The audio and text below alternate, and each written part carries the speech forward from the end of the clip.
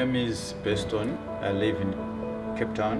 Also, I do delivery. Interbet helped me to realize my dreams.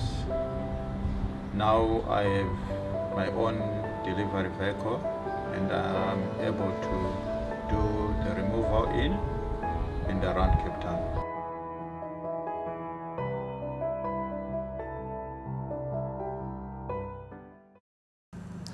Welcome back for the 9th and final hurdle at Hollywoodbets Scottsville over 1200 meters, which is the Hollywoodbets Bright Future 76 handicap, 1645 being a 9-race program. And I'm afraid to say this is one of the races where perhaps look at the dartboard, take your dart and throw the dart and see which number it hits, and then that will probably be your selection, because this is an absolute nightmare of a race. It's a fillies and mares 76 handicap, down the lane over 1200 meters, and a full field of 16 runners will face the starter. Now looking at the betting, that tells the tale. They are betting 5-1 the field. So 5-1 the field in race number 9.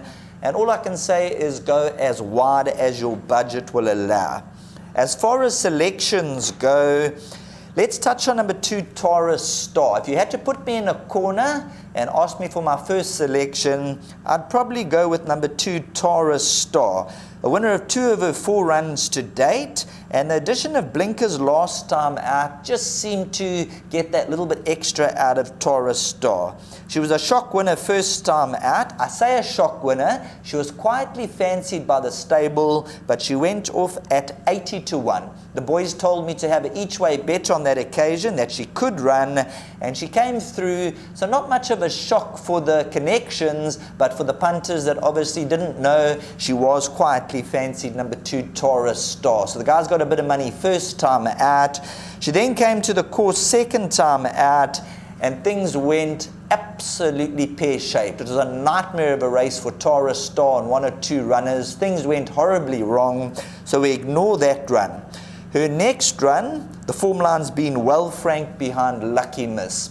She then came out with blinkers on, and she went start to finish with Rachel Venica aboard, who will once again be partnering her. So I'm taking a shot in the dark, and I'll say number 2, Taurus Star, will be the first selection. Confident? No. The horse that could be of interest, or 2 horses that could be of interest, number 5, Juniper Green. She's been off the track for 76 days. And if you look at her latest run, she ran 3rd to a horse called Minogue. Now Minogue's a horse who's got very decent ability. She's going to come on leaps and bounds from that run. It was a 76 handicap, and she needs to be included. Dropping back to the sprint trip. And then number 6, Sovereign Grant. Now here's a runner who, although well beaten last time out, she would have needed those runs, the comeback run after a lengthy absence. I think she's got a bit of ability long term. Looking at Sovereign Grant, she'll shoulder 59.5 kilograms. Penultimate run, that was a long time ago when she ran 4th behind Winter Cloud in the Strelitzia. So as a 2-year-old, she was rated, and I think she's worth another chance at a big price. So I think number 6, Sovereign Grant, is definitely worth having a go at each way and throwing into the exactas and the trifectas and quartets. Number 4, Lady Lacewing, another runner that needs to be included. And then as you go down the page, number 9, Palm Breeze. Had she had a recent run, I would have been a little bit more confident, because she has been off the track 182 days. She'd taken on quite a bit stronger earlier on, the likes of Pelargonium, Get in the Queue, and Lady Legend, along with Lady Serena. So she could be thrown into the equation. And then as you read through the field, the improver in the race, no doubt, is going to be number 13, Celtic Beauty. She came with a tremendous turn of foot last time out. Now, if you watch that replay, or you haven't watched the replay, go watch it. You'd recall Richard Ferree, he had to ask her to get into her stride over the 1400 in the very wet conditions. And the last 200 meters, she really caught the eye.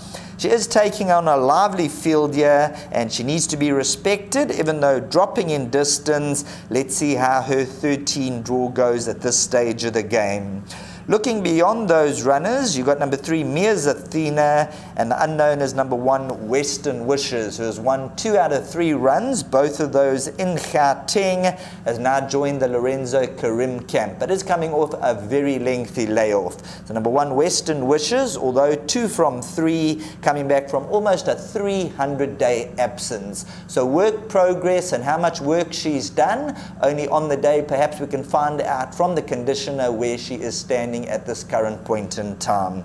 But like I mentioned, race number 9, you be the judge here. I'm going to say number 2, Taurus Star, along with horses 6, which is Sovereign Grant, number 5, Juniper Green, and maybe a horse like number 4, Lady Lacewing, just to throw into the mix of things, but it does not stop there. Celtic Beauty is worth throwing in. So the end of the day, if you're standing in the final leg of the pick 6, I hope you go in with soldiers. Go in with marching soldiers, as many numbers as your budget will allow, and let's see how the horses do on the race course.